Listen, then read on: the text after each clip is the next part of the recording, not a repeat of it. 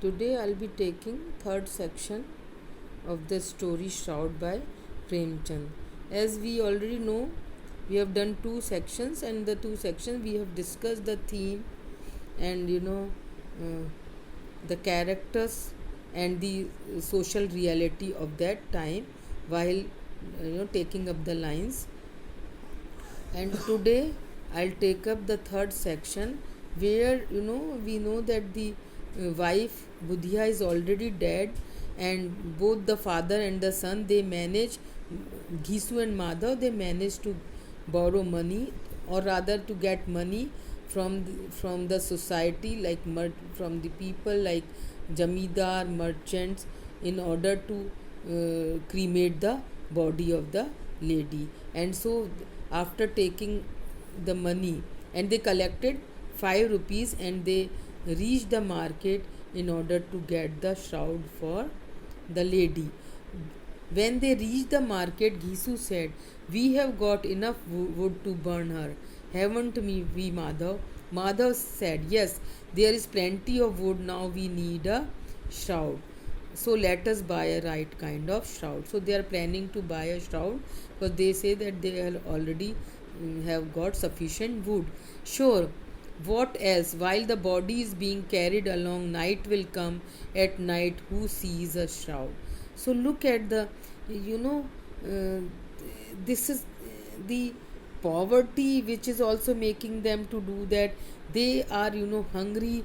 They think that this is night time, and so who will see that the whether the woman is having shroud or not. So the thoughts are coming into their minds that what is the point of you know buying the shroud for the lady. So they Ghisu knew the society did not care how they buried their women. They were offered money not out of sympathy but because of social obligation. So if Ghisu and his son were victims of economic deprivation, the civil society was a victim of social beliefs too that can be negotiated. So, when Madhav heckled Ghisu for failing to provide Budhya a shroud, even Ghisu assured him, "I tell you, she'll get the shroud. Why don't you believe me? Hell, we will." So look at Madhav changes his mind to buy the shroud for the lady.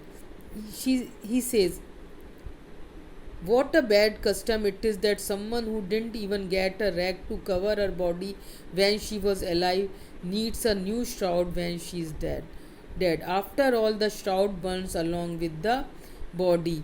What else is it good for you? If we have had these 5 rupees earlier, we would have given her some medicine." So the thoughts are now this is a comment on the social customs also, that so long as the person is alive, the society is not not society doesn't want to help them. They are now helping Madhav and Ghisu by giving money not out of sympathy but just to fulfill the social custom of cremation. So this is a serious comment by Premchand when you know he writes, "If we have had these 5 rupees earlier, we would have given her some medicine." So when she was having labor pains, had they gone to the merchants or the jamidar to help them to get the medicine, they knew that they would not help. And now she is dead, they have given the money in order to fulfill this social custom of cremation. Each of them inwardly guessed what the other was thinking. So the thoughts are going into their mind. They kept wandering here and there in the market until eventually evening came. Sometimes they went to one cloth seller's shop, sometimes to another. They looked at various kinds of fabrics. They looked at silk and cotton, but nothing suited them. The two arrived by chance or deliberately before a wine house, and as if according to some pre-arranged decision, they went inside. For a little while they both stood there in a state of uncertainty. Then Ghisu went to the counter and said, "Sir, please give us a bottle too."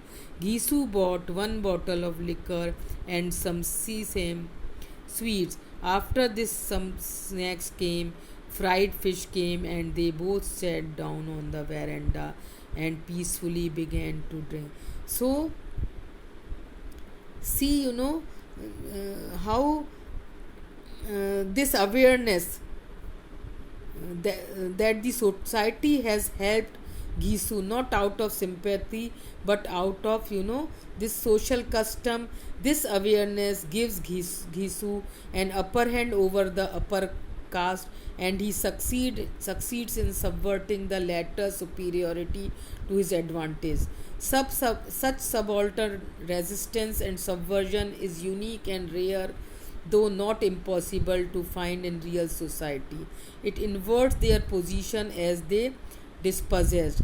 We see Ghisu and Madhav for the first time having a good time in life, though not without any niggle of consciousness. They have lost their conscience and they are now ready to have a good time in life. And see the lines. She was a good woman. Poor thing, even in her death, she ensured us a hearty meal. So they say that she was a good woman, and after death also they have helped her. She has helped them in a way that they are having a good meal. Gisu's philosophical justification of expedience in relation to Buddha echoes the logic of domination often put forward by the upper classes vis-a-vis the lower caste. If because of her our souls are gladdened, won't it bring her God's grace? So, looking towards the sky, now they just sit to have a drink and good food. Gisu says, "What is the use of wrapping her in a shroud? After all, it would only be burned, nothing would go with her." So they are giving a justification for not using the shroud for the lady. Looking toward the sky as if persuading the angels of his innocence, Madhav said, "It is the custom of the world. Why do these same people give thousands of rupees to the Brahmins? Who can tell whether a reward does or does not reach them in another world?" So, again, this is a comment on the social, social class system where the rich people, they are ready to pay to Brahmins just for nothing, just to tell them whether they'll go to heaven or not, or whether which a thing which nobody knows whether it really exists or not. He says, "Rich people have wealth, let them waste it. What do we have to waste?" Says they have nothing to waste. These poor people, they say that they have nothing to waste. But what will you tell people? Won't people ask where the shroud is? Ghisu laughed. "We will say the money slipped out of my waistband. We searched and searched for it, but it did not turn up. People won't believe it, but they will still give the same sum again."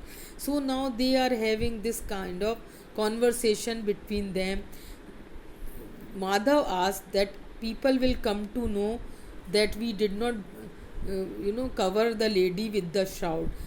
But then Ghisu says that they will tell a lie that the money they, lost the money, and so again they will give the same amount in order to buy her a shroud. Madhav too laughed at this unexpected good fortune, at defeating destiny in this way. He said, "She was very good, the poor thing. Even as she died, she gave us a fine meal." So they are giving justification, for being so careless and indifferent, and maybe, poverty and has, made them like that. This is also a thing which Premchand wants to emphasize. More than half the bottle had been finished. Ghisu ordered 2 sairs of puris, serves of puris, a meal stew, and spiced liver and fried fish. There was a shop right next to the wine house. Madhav ran over and brought everything back on two leaf plates. The cost was fully 1.5 rupee. Only a few paisa were left. So they spent the money on food and wine instead of getting the shroud. I'll be taking up the remaining part of the story in the next lecture. Thank you.